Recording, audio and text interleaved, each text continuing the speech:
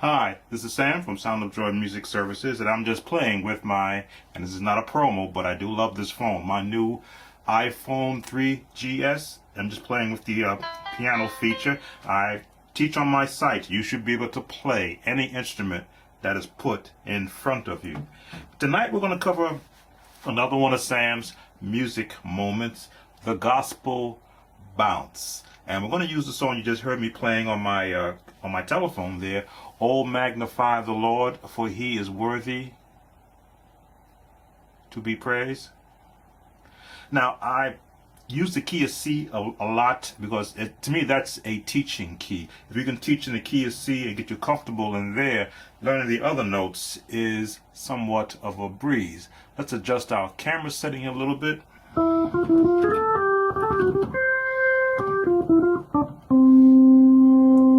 to normal size. Now the bounce, as I like to call it, everybody has their own version of the bounce. I developed my bounce 30 years ago when I was playing for the Pentecostal Church, where we didn't have a drummer and you need to keep time in the song.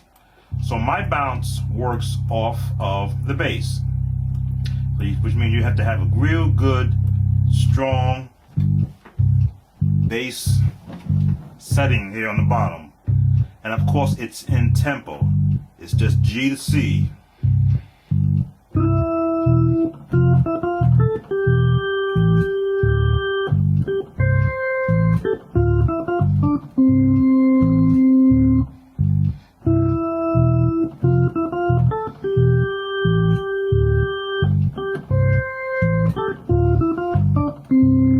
Now, melody.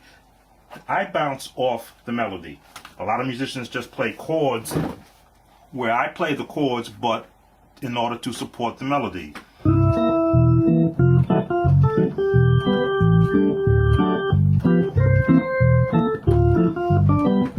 That's kind of basic for what I do because I have so much movement in my music, but in a teaching sense or in a workshop sense as I'm doing tonight, I want to give you the concept behind how the bounce that I developed, and then you can see the other musicians how theirs coincide to the type of bounce that I use.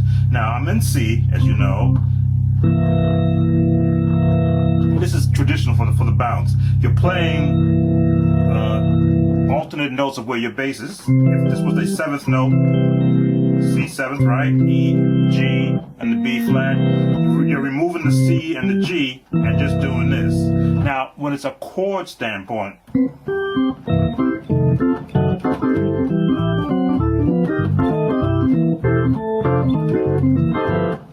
now you see I like to call it countersinking what's happening in the right hand. The bass and the left hand has its own movement.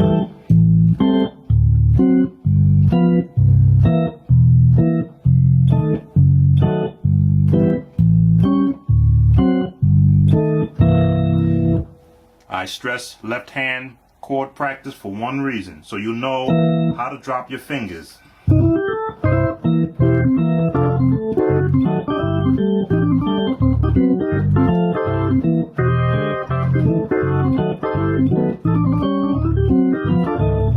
Now you see my hands can work like this.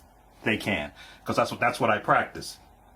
Your hands may not be yet to that level. Trust me, keep practicing. I remember what it was trying to develop a left hand basically by myself, which means I spent a lot of time with what they call ear practice, just practicing what sounds right.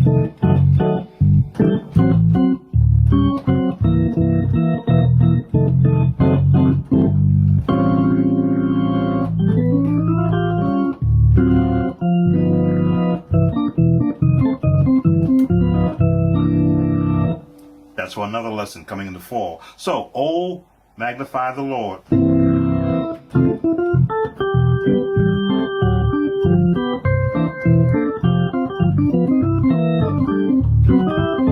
Now, there's a lot of talk about that 7-3-6-7-6-3 chord changes. Again, I don't talk to numbers, I talk to chords and melody. But that change is, it would be your 6, your 2, your 5,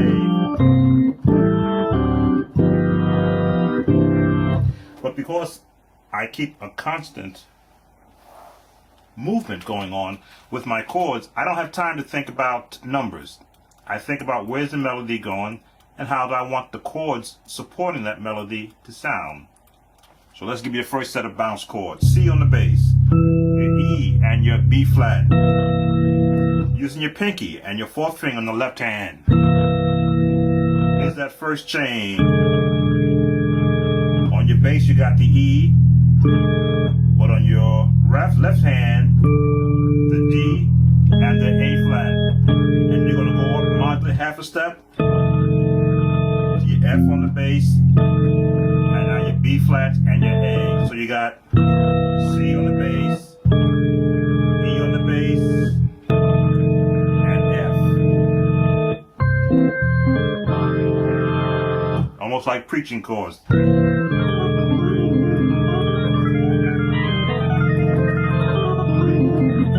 That's one other time also. But the bounce. Let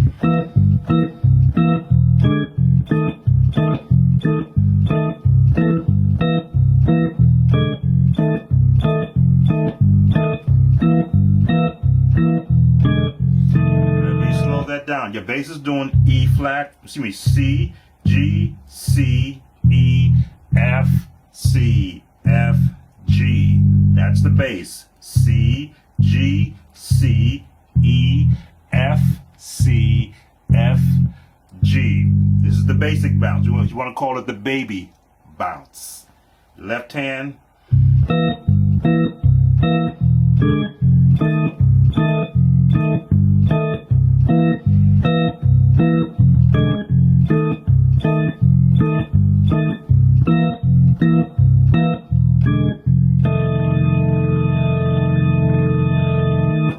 Got the baby bounce. And you can start this slow, of course.